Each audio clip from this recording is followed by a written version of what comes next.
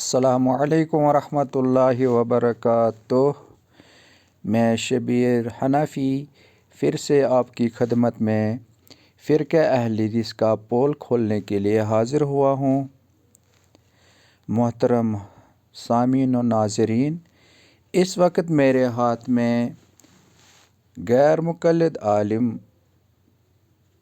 अल्लामा नासिरुद्दीन अलबानी रहमहुल्लाह की किताब सिलसिला अहादीस सहीहा और उसकी जिल्द पंजम पाँचवा जिल्द है। और इस किताब के जो मुतरजम साहब है, जिसने तर्जुमा किया है इस सिलसिला अहादीस सहीहा का, मौलाना मोहम्मद महफूज अहमद, और ये किताब छापी है दारुल इल्म मुंबई वालों ने। इसके सफ़ नंबर 504 पे अल्लामा नासिरुद्दीन अलबानी रहमहुल्लाह एक दो रिवायात नकल फरमा रहे हैं। देखिए नाज़रीन, ये अरबी इबारत है और ये इसका तर्जुमा है, और इसका उन्वान बांधा है नासिरुद्दीन अलबानी साहब ने, अंबिया का बरज़खी ज़िंदगी में नमाज पढ़ना। भाई, बरज़खी ज़िंदगी यानी कब्र वाली ज़िंदगी। अच्छा, अब मुझे बताइए, ये जो गैर मुक़ल्लिदीन टोला है, ये अंबिया को नहीं मानते वो ज़िंदा है, ख़ासकर नबी अलैहिस्सलातु वस्सलाम को। हम कहते हैं नबी अलैहिस्सलाम अपनी कब्र मुबारक में ज़िंदा है। हम नहीं कहते हैं कि जैसे हम इस दुनिया में ऐसे ज़िंदा, ना, कब्र मुबारक में नबी अलैहिस्सलाम ज़िंदा है। ये इसके मुनकिर है, ये नहीं मानते हैं। अच्छा, आप पहले हम ये रिवायत पढ़ेंगे। सैयदुना अनस रज़ियल्लाहु अन्हु बयान करते हैं कि रसूलुल्लाह सल्लल्लाहु अलैहि वसल्लम ने फरमाया, मैं असरा वाली रात यानी शब मेराज, जिस टाइम नबी अलैहिस्सलाम ने मेराज फरमाया है, हज़रत मूसा अलैहिस्सलाम के पास से गुज़रा।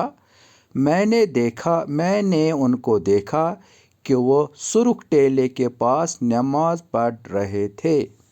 देखिए, अगर मूसा अलैहिस्सलाम ज़िंदा नहीं, वो कैसे नमाज पढ़ रहे थे? चलो, दूसरी हदीस। सैयदुना अनस रज़ियल्लाहु अन्हु से मरवी है कि रसूलुल्लाह सल्लल्लाहु अलैहि वसल्लम ने फरमाया, अंबिया सलावतुल्लाहि अलैहिम अपनी कब्रों में ज़िंदा है और नमाज भी पढ़ते हैं। देखिए, ये दोनों रिवायात सही है, क्योंकि अल्लामा नासिरुद्दीन अलबानी रहमहुल्लाह ने इन दोनों रिवायत को अपनी सिलसिला सहीहा में रिवायत किया है। देखिए, इस किताब में इसका नाम ही रखा है नासिरुद्दीन अलबानी साहब ने सिलसिला अहादीस सहीहा। देखिए, इस किताब में अब क्या क्या साबित हो रहा है कि अंबिया अलैहिस्सलाम अपने कब्रों में ज़िंदा है, नमाज भी पढ़ते हैं। देखिए, जो मुर्दा हो वो कैसे नमाज पढ़ेगा? इन फ़िरक़ा अहले हदीस को कोई समझाए। जो नौज़ुबिल्लाह मुर्दा हो, ये बोलते हैं नबी अलैहिस्सलाम मिट्टी में मिल गए हैं, नौज़ुबिल्लाह, कि वो मुर्दा है। वो यार कैसे पढ़ेगा? जो मुर्दा हो वो नमाज कैसे पढ़ेगा?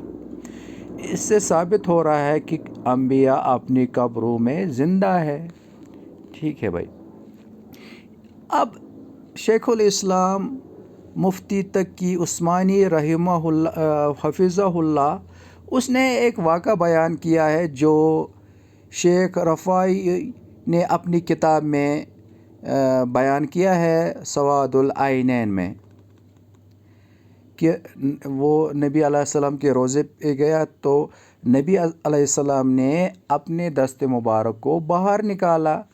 ابھی فرقہ اہل حدیث ٹولہ اس پہ اعتراض کرتے ہیں. مفتی مظفر صاحب حفظہ اللہ نے بھی وہ واقعہ بیان کیا ہے اور انہوں نے بہت شور مچایا، کیسے نکالا، کیا کیا، وہ کیا، ایسا کیا. مگر اگر وہ عجیب ہے مطلب کہ نبی علیہ السلام اپنی قبر مبارک میں ہاتھ باہر نہیں نکال سکتے، ان کو یہ عجیب لگتا ہے کیسے نکالیں گے. ہم نہیں کہتے ہیں کہ یہ نبی علیہ السلام کے اختیار میں ہے یا شیخ یہ رفاعی جو ہے اس کے اختیار میں. یہ تو کرامت شیخ رفاعی کی ہم کرامت ہی مانیں گے نا. کرامت کا کوئی منکر نہیں ہے. ان کے جو ڈاکٹر نذیر صاحب ہے غیر مقلد جو یہاں کشمیر کے ہیں، وہ بھی مان رہے ہیں کرامت کے بارے میں، وہ بھی انکار نہیں کرتے ہیں. یہ کرامت ہم نہیں کہتے ہیں کہ یہ مطلب اس کے اختیار میں ہے، شیخ رفاعی کے اختیار میں ہے. یہ اللہ تعالیٰ نے مطلب یہ اللہ تعالیٰ کی طرف سے ہی ہوتا ہے سب کچھ. دیکھیں اگر وہ ان کو عجیب لگتا ہے کہ ہاتھ باہر نکلنا یہ عجیب ہے، یہاں تو انبیاء قبر سے باہر ہی نکلتے ہیں. دیکھو نماز کیسے پڑھتے تھے سرخ ٹیلے کے پاس، یہ قبر میں نہیں بیان ہو رہا ہے، سرخ ٹیلے کے پاس نماز پڑھ رہے تھے. یہ نبی علیہ السلام اپنے معراج کا واقعہ بیان فرما رہے ہیں حضرت موسیٰ علیہ السلام کے بارے میں. یہاں تو پورا جسم ہی باہر نکل رہا ہے. ہاتھ اگر نبی علیہ السلام نے اپنے قبر مبارک سے باہر نکالنا ہے، یہ ان نالائقوں کو عجیب لگتا ہے. اللہ تعالیٰ ان غیر مقلدین کو عقل دے. دیکھیے اگر اعتراض کرنا تھا وہ تو شیخ رفاعی رحمہ اللہ پہ اعتراض کرنا تھا، کیونکہ اس نے اپنی کتاب میں یہ واقعہ بیان کیا. پہلے تو اس پہ اعتراض کرنا تھا. اعتراض تو بعد میں جو پیدا ہو رہے ہیں، بعد میں جو آنے والے ہیں، انہوں نے یہ واقعہ بیان کیا ہے، ان پہ یہ غیر مقلدین اعتراض کرتے ہیں. یہ جو شیخ رفاعی رحمہ اللہ ہے، اس کے بارے میں علامہ شمس الدین ذہبی رحمہ اللہ سیر اعلام النبلہ میں جلد 21 میں اس نے اس کا ذکر کیا ہے، اس شیخ رفاعی رحمہ اللہ کا. اس کے بارے میں اس نے الفاظ بیان کیے العابد، الزاہد اور شیخ العارفین بھی کہا اس کے بارے میں. پھر تو علامہ ذہبی رحمہ اللہ پہ بھی اعتراض کرو. وہ